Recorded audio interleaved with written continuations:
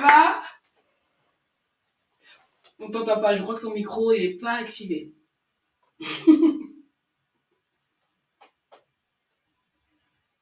Toujours pas. Les aléas du direct. C'est ça. Je crois que là on t'entend.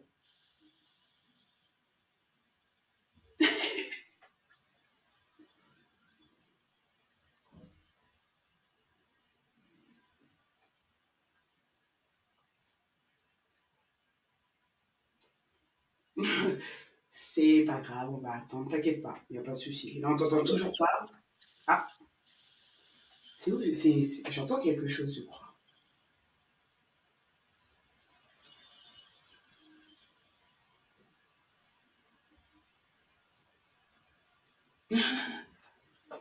Ah mince.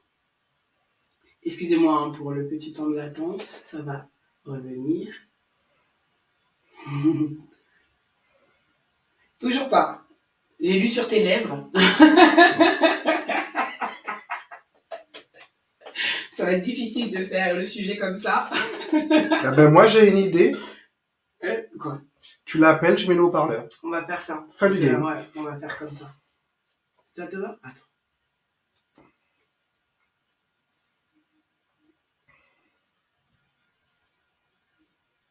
Toujours pas. On s'appelle? Oui.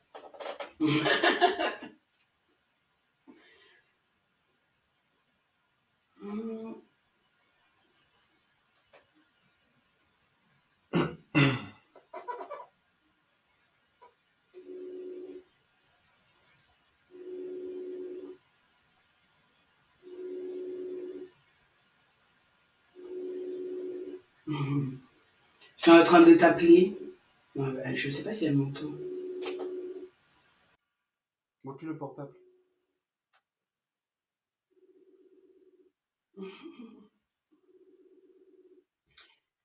Écoute, en attendant que tu puisses régler ton problème, on va faire passer JC. Si ça te dérange pas, je sais pas si tu m'entends. Je pense qu'elle t'entend pas. Hein. Ouais. Si? Hein? Si? Ok. Ouais, on va faire passer JC. JC, je vais te faire rentrer et on reprendra le sujet du tantra juste après, du coup. Comme ça, au moins, juste le temps de pouvoir régler le problème. Donc, attends. Est-ce que... Ah ouais, ouais. Yeah Ouais. Désolé, JC. C'est bon. Attends, JC, je sais que le sujet, en plus, il te parle quand même. Je vais te inviter avec nous quand même. Salut. Salut. Ça va? Salut. Ça va? Donc, je te fais rentrer, je sais que le tantra, il me semble qu'il y a une certaine sensibilité à ce sujet. Donc, Ouais. je pense que... Donc, bonjour Sémia, comment tu vas? Bonjour, je vais bien. Merci. Merci. Merci de l'invitation, merci de l'opportunité, merci au son de fonctionner. Oui, merci au son, mais surtout merci à toi. Pour la petite histoire, Sémia, elle est venue me sauver la mise de bon matin. Je n'avais plus de témoignages ni d'invités pour le sujet du tantra. Sémia a juste... Merci. You saved my life today. Merci. Donc merci beaucoup d'avoir libéré ton après-midi et ton temps pour nous. Et bienvenue sur Love Affaire, surtout. Donc, Okay. Tu vas nous parler donc de tantra. Qu'est-ce que c'est déjà, au premier lieu, qu'est-ce que c'est que le tantra? Alors, le définir comme ça, c'est hyper complexe et compliqué. Je vais le définir dans ma version, dans ce que je propose comme service. Je m'appelle Sémia, je réside entre Rennes et Nantes, en Loire-Atlantique, aux portes de la Bretagne, et je suis masseuse. Je masse et j'ai décidé, où la vie m'a amenée un petit peu à masser en tantra, c'est-à-dire de masser nu, toutes les parties, et d'aller à la rencontre de la personne qui s'invite sous mes mains. Mes mains, elles connaissent le chemin, et en fait, c'est un petit peu une connexion à travers le nu. On fait un. Et moi, je répare des blessures de mon identité de femme, et en même temps, je répare les blessures de ces personnes qui s'invitent à ma table, qui sont principalement des hommes. Je répare des blessures d'abandon, d'estime de soi, des colères, le rapport au désir, à la pulsion, au sensuel, au sensible, à la maternité, à l'identité d'être, c'est quoi être un homme, c'est quoi être une femme, c'est quoi aujourd'hui vivre dans un espace où être nu, c'est bien enfermé dans tout un tas de conditionnements. Bien sûr. Ouais, être nu, on a du mal à se retrouver face à sa propre nudité, même des fois. Hein, voilà, le rapport à son corps, le rapport à ses formes, le rapport au désir qui peut nous traverser, le rapport à son identité, sa sexualité, le rapport au toucher kinesthésique, le rapport à la caresse, le rapport au câlin, le rapport à être un homme, être une femme. Voilà. Et donc, moi, je suis masseuse. Et comment le tantra est venu à moi ? Eh bien, j'ai eu un premier client qui ne portait pas de sous-vêtements, tout simplement. Je ne savais pas que... Et là, j'étais très, très, très mal à l'aise. Néanmoins... complètement, quoi. Juste comme ça. Bah oui, il y a des gens qui vivent, qui mettent pas de culotte, qui mettent pas de sous-vêtements. Bah oui, ça arrive. Mais ils ont quand même un pantalon, quoi. Mais en dessous, il n'y a pas de caleçon. Et moi, j'ai toujours une serviette ou un plaid ou un paréo pour couvrir, ne serait-ce que pour la chaleur et puis quand même pour être dans le contenant. Et puis, je me suis retrouvée à masser, à pas être gênée par le fait que la personne soit nue, parce que je pouvais masser sur les hanches, sur les flancs, un peu les fesses, mais sans vraiment être en me disant, il y a des zones qui sont intimes, donc je n'y vais pas, mais en même temps, c'est un corps entier. Et qui nous a dit que il y avait des zones qui étaient... Elles n'ont pas toutes les courbes du corps, en fait. Là, on est sur un massage. Oui, voilà. Et puis, petit à petit, je suis allée lire ce que c'est le massage nu. Et petit à petit, je suis allée découvrir le tantra. Et il y a 3 formes de tantra. Il y a un tantra qui est sexuel, il y a un tantra qui est spirituel, et puis le 3e, je ne sais plus, mais on va l'oublier. Et moi, j'ai choisi le tantra spirituel. Voilà, je n'ai pas souhaité être dans le sexuel, ça ne fait pas du tout partie de mon identité. Moi, je suis quelqu'un de très spirituel, je peux être connectée à la source, à l'énergie, enfin, à tout ce que vous voulez, à la nature. Et quand je reçois quelqu'un, eh bien, c'est vraiment avec une idée globalement de bienveillance et des mains qui sont très maternantes. Mon idée, c'est de restaurer le corps dans sa dimension sacrée. Et voilà, donc je filtre mes clients par un contact téléphone, et tous ceux qui veulent aller dans du tantra sexuel ou même qui pensent que moi je suis nue, parce que moi je suis pas du tout nue et c'est interdit de me toucher, et puis je suis habillée, quoi. Voilà, j'ai ma tenue de travail, d'activité professionnelle. Eh bien, je leur dis que c'est pas ce que je fais, moi. Voilà. Moi, Comment t'expliques cet amalgame justement entre tantra et sexe? Parce que clairement, en faisant les recherches pour l'émission, demander à un formateur pratiquant, clairement, j'ai dû des fois bien montrer que je venais pas à la recherche du sexe.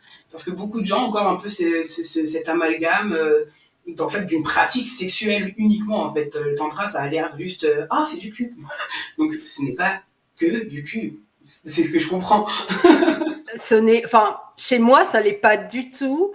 On est vraiment sur le langage de l'amour, quoi. Mes mains, elles sont... je m'appelle Sémia. Si on fait à l'inverse, Sémia, ça fait M. C'est vrai. Voilà. Donc ça, c'est le cadeau de mes parents que j'ai découvert en septembre l'année dernière. Donc pour le coup, je me le suis fait tatouer sur la main, et quand je masse, j'ai toujours cette énergie et puis ce message qui me dit tu aimes celui qui est sous tes mains, il est venu s'inviter, il y a le divin qui est là, il y a la source, et tu donnes de l'amour, c'est tout, quoi. Moi, je suis formée au Reiki, au chamanisme, à tout un tas de pratiques, peu importe, quoi. Je suis très spirituelle.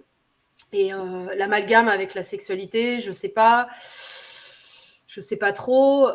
Peut-être parce que on parle de désir et qu'on dit que le tantra, c'est pour éveiller le désir, c'est pour faire connecter la kundalini, et que y a eu des raccourcis qui ont été faits.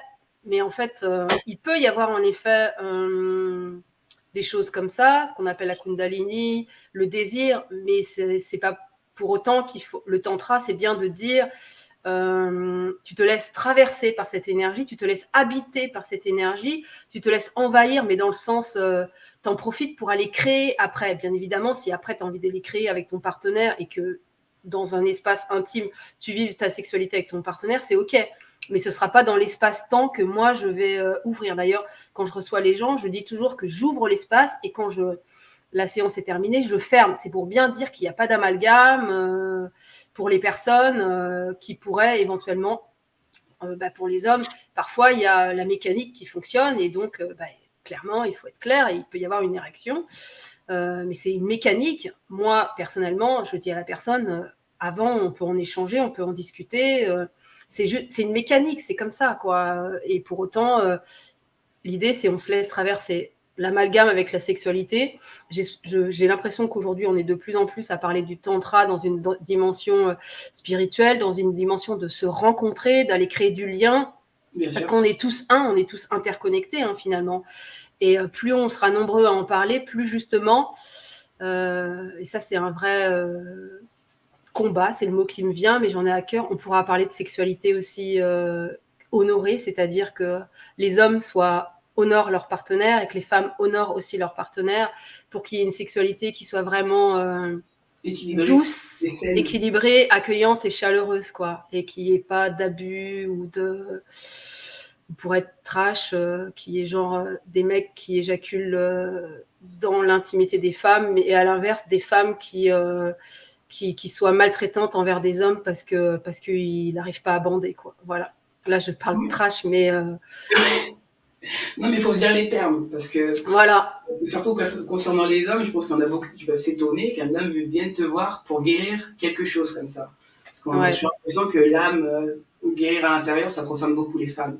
Et là, j'ai entendu, quand tu as commencé, tu as dit que tu avais beaucoup d'hommes qui venaient te voir. Ouais, je fais une sélection au téléphone, vraiment, ça c'est hyper important, parce que j'ai des hommes qui me parlent de problèmes d'éjaculation précoce. Aujourd'hui, je leur dis non, je ne vous accompagne pas. Pour moi, c'est un travail de sexothérapeute, je ne suis pas sexothérapeute. Des hommes qui vont dire, mais vous êtes sûr que vous n'êtes pas nu ou que vous ne faites pas des définitions? Non, je ne fais pas ça, c'est pas mon taf. C'est pas la voie que j'ai choisie. Peut-être que je pourrais gagner plus d'argent, mais c'est pas du tout... ça fait pas partie de moi, c'est pas qui je suis, c'est vraiment moi c'est vraiment sacré, quoi. Je voudrais honorer le corps, mais vraiment honorer le corps. Et en fait, je kiffe ce que je fais parce que c'est une zone de génie. C'est mes mains qui connaissent le chemin. Quand je dis je masse toutes les parties, c'est pas systématique. Ce matin, j'ai reçu un monsieur.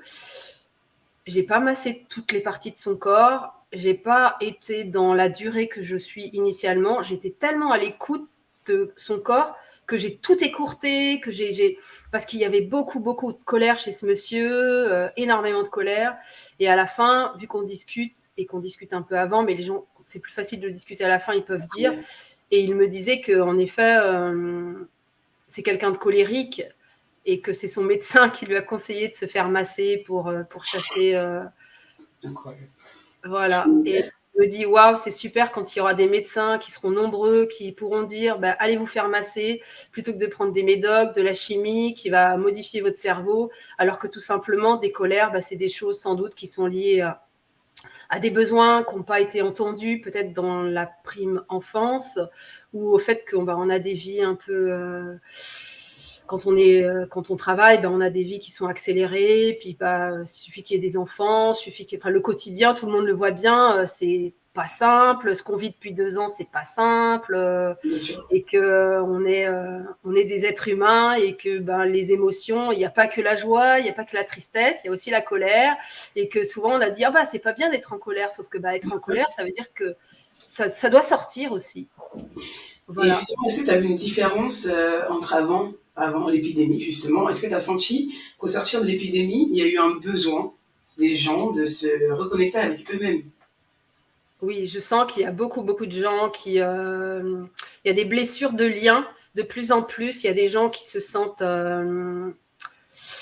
abandonnés, seuls. même s'ils peuvent être en couple, en famille, il y a comme s'il y avait un petit vide, un petit quelque chose et qu'on a besoin vraiment de revenir à soi, revenir dans son cocon.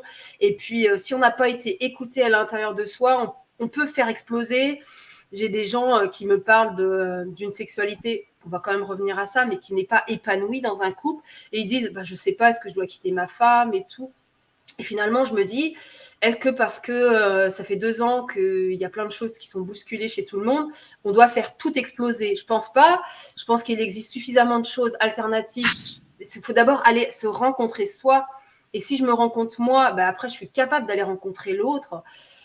Et moi, j'essaye d'accompagner le masculin dans ce sens-là, précisément. Liées à des blessures de manque, liées à des blessures de lien, liées à des blessures de rentrer en contact, le fait que non, il faut être fort, c'est parce qu'on est un homme, on n'a pas besoin d'être aidé. J'y crois pas à tout ça. Moi, j'ai une question. Je voulais savoir si tous tes clients que tu masses, tu connais leurs blessures au préalable ou c'est pendant le massage que tu les découvres? Je connais pas les blessures au préalable. En fait, j'ai d'abord un entretien au téléphone où je pose des questions. Après, quand la personne elle arrive, je fais un petit entretien aussi, un petit check-up. Et puis, je me connecte. En fait, je suis hyper spontanée, hyper intuitive, hyper clairvoyante. Et chaque soin est individualisé et personnalisé. C'est soit je vais utiliser des outils sonores, soit je vais chanter. Et là, ça vient, mais je ne sais même pas ce que je vais dire. Et des fois, quand je chante, moi-même, je suis bluffée parce que la personne, elle pleure. Moi aussi, des fois. Donc, je lave, je nettoie. Ou je fais une méditation. C'est hyper... Et puis, la personne, après, elle me dit, mais c'était pile ce que vous avez dit. C'est venu toucher ça. En fait, les gens qui viennent vers moi, vu que je publie sur Facebook beaucoup de choses, je parle spontanément de choses que j'ai vécues ou traversées avec des lectures, avec des formations que j'ai eues. Et en fait, les gens qui viennent à moi, c'est déjà soit des gens qui ont fait un travail, soit des gens quand je dis un travail, si je prends un super témoignage d'un monsieur, j'ai chanté pendant le début du soin et tout le soin du début, il s'est vu, lui, quand il était bébé, avec sa maman et il a guéri des blessures de son enfant. Et c'était un truc de malade. Mais ça n'arrive pas à tout le monde. Hein. Mais ce que je veux dire, s'il y a déjà eu en amont quelque chose, voilà le cadeau que je reçois. Et après, c'est cadeau, le massage, moi, je me laisse aller, je me dis super, je ne suis pas toute seule, quoi. En fait, on croit qu'on est tout seul, mais en fait, on est guidé par des choses invisibles. C'est comme si j'étais un peu une sorcière, en fait. Un passage, un vecteur. Ouais. Justement, moi, ce qui m'interroge, parce que face aux personnes qui sont comme toi très sensibles et qui récupèrent énormément des énergies des autres, comment toi, tu fais pour dégager tout ça? Parce que tu prends, j'entends tout le temps, tu donnes aussi, hein. Mais du coup, à la fin d'une séance, quand la personne elle part en ayant eu l'impression que tu l'as soulagée de quelque chose, c'est que ça va où cette chose-là? Comment toi tu fais? Est-ce que tu fais toi-même des séances avec quelqu'un? Est-ce que tu vois, je suis comme ça m'interroge. Comment toi tu fais? Parce que c'est fatigant quand même pour l'esprit de recevoir les âmes des autres, l'histoire des autres, le poids des autres. Alors, moi, pour faire... mon premier métier, c'est assistante sociale. Donc, j'ai l'âme d'une sauveuse. J'ai toujours voulu sauver tout le monde. Après, je suis devenue masseuse. J'étais masseuse des arts. Il y a eu cette période des 2 années où j'ai fait stop parce qu'en effet, j'avais un peu trop pris. Et je me suis dit, qu'est-ce qui fait que je veux sauver? Donc, je me suis dit, non, je vais arrêter de masser. C'est bon, j'arrête. Moi, c'est trop. Je donne. Mais en fait, c'est ma nourriture. Donc après, pour aller quand même me nourrir pour être, entre guillemets, saine de corps et d'esprit, j'aime pas trop ça, mais bon, voilà, c'est les mots qui me viennent. Je suis beaucoup en contact avec la nature. Je marche beaucoup. J'essaie de manger des aliments les plus sains possibles. Alors, ça ne veut pas dire que des fois, je ne m'accorde pas des plaisirs. Je reste une humaine. Et j'essaie aussi d'avoir d'être au plus proche de ce que je vibre. Et c'est la marche qui me sauve, la marche, la nature, marcher pieds nus et moi-même faire des soins. Je me fais masser à peu près une fois par mois. Ça, c'est comme un prof de yoga qui ne ferait pas de yoga ou un prof de gym qui fait pas de gym ou un prof de danse qui danse pas, un chanteur qui s'entraîne jamais. Vous voyez, Oui, bien sûr. moi, je me fais masser une fois tous les 5-6 semaines. Et puis, je randonne très régulièrement. Je pars la semaine prochaine marcher sur un bout de Compostelle. Voilà.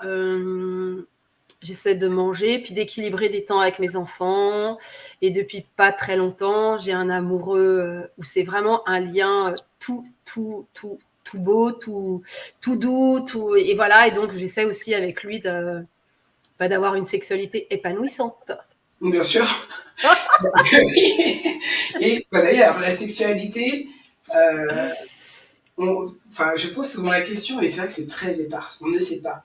Je sais que t'as pas la science infuse, mais d'après toi, la sexualité, saine, bien sûr, dans un couple, elle devrait prendre quelle part? C'est la base de la communication, et ça passe par la communication. Moi, il y a 2 ans, donc c'est à peu près la période où j'ai été séparée donc, du papa de mes enfants, on m'avait dit, lors d'un stage que j'avais fait, qu'il fallait faire de la sexualité en dehors du lit. Je n'avais pas compris ce que ça voulait dire. C'est-à-dire tromper? Non, en dehors du lit, avec ton mari, avec ton amant, avec ton amoureux, avec celui avec qui tu vis. Tu dois faire de la sexualité en dehors du lit. Sortir du cadre. Voilà. Et là, je n'avais pas compris. Et bon, j'ai passé 12 ans où je faisais... voilà, bon bref, de toute façon, c'est comme ça.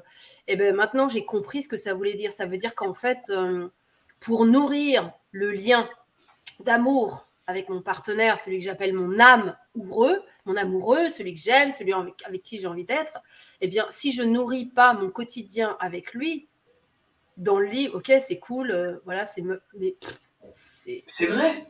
C'est irrespectueux, c'est nul, quoi. C'est fade, et pourquoi les couples? Donc en fait, c'est aller nourrir son quotidien. C'est autant je peux, c'est jouer en fait, c'est rejouer avec la personne que tu as choisie, avec laquelle tu décides d'être, mais tu n'es pas obligé d'être avec lui tout le temps, tous les jours déjà. Tu peux choisir d'habiter dans des maisons séparées, et c'est jouer. Et après, c'est jouer. Et puis après, c'est s'accorder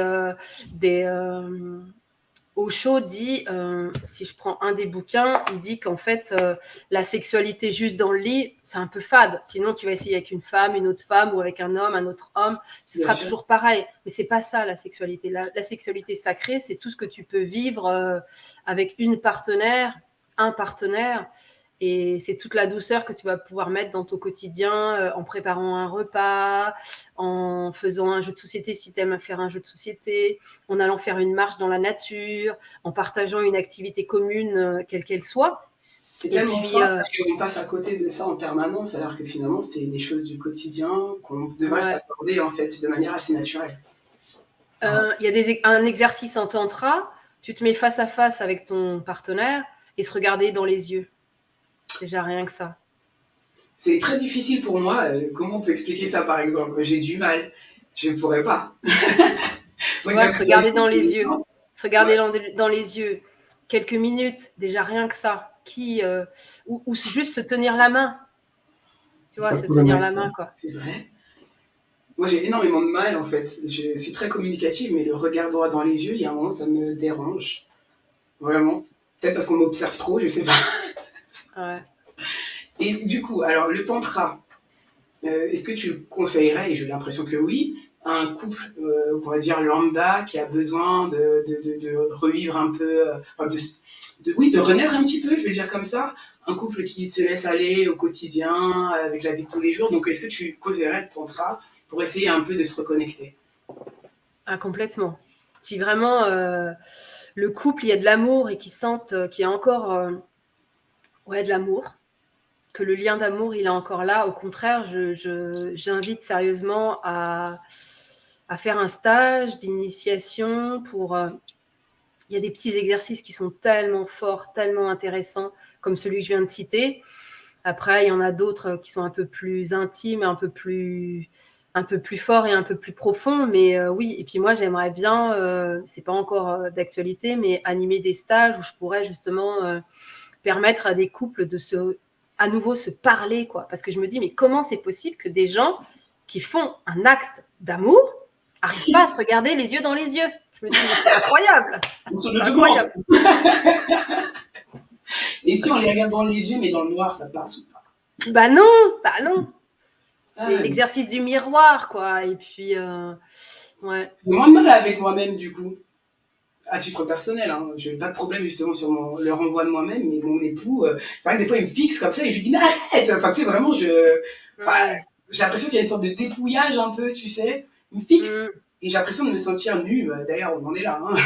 Oui, on en est là, c'est ça. D'accord. Donc, oui, pour renouer, pour se retrouver, et puis cette idée de jeu, je pense que si les hommes et les femmes pouvaient jouer comme quand on était enfant, mais bien évidemment, on joue dans des corps d'adultes et avec des zones d'adultes, quoi, avec cette idée de respect pour combattre, bien évidemment, tous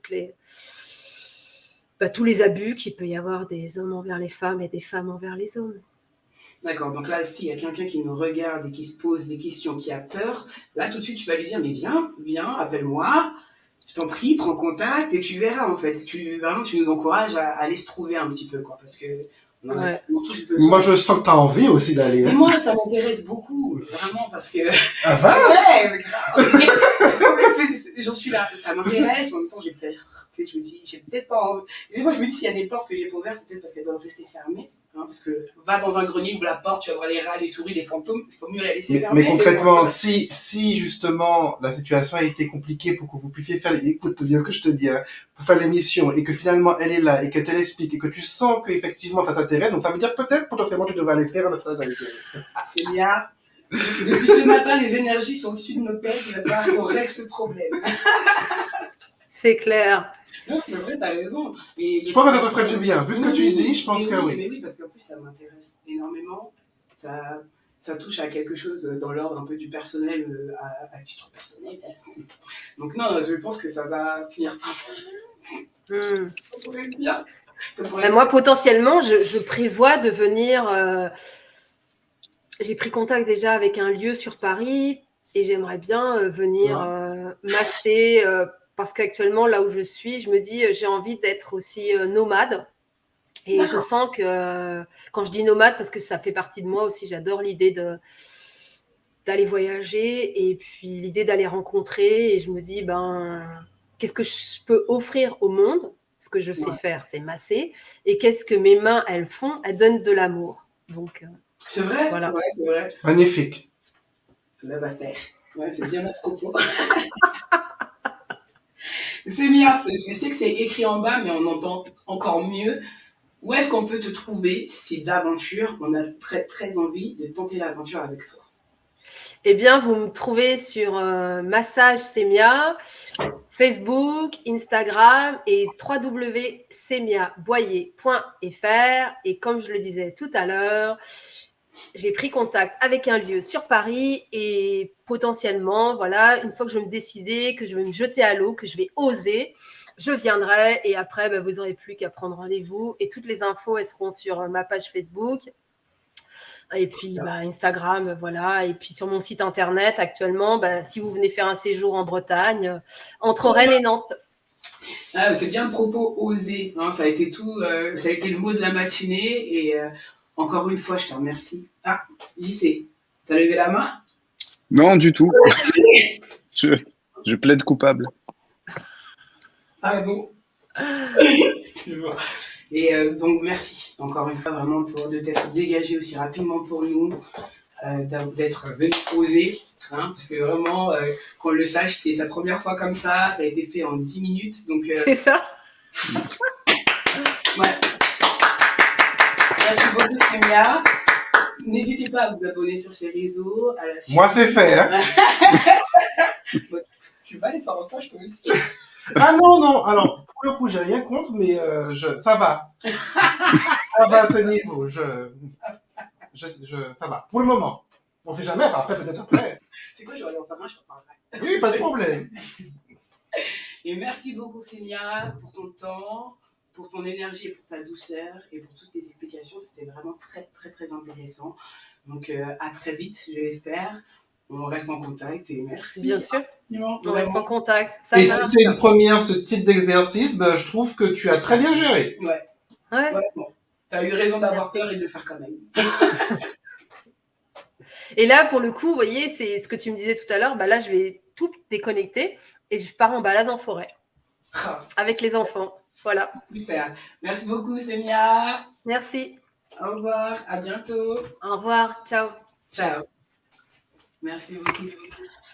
Eh ben, qu'est-ce que tu vas penser? Dis-moi, je sais que tu vas pas le faire du coup, mais raconte-moi. Je trouve que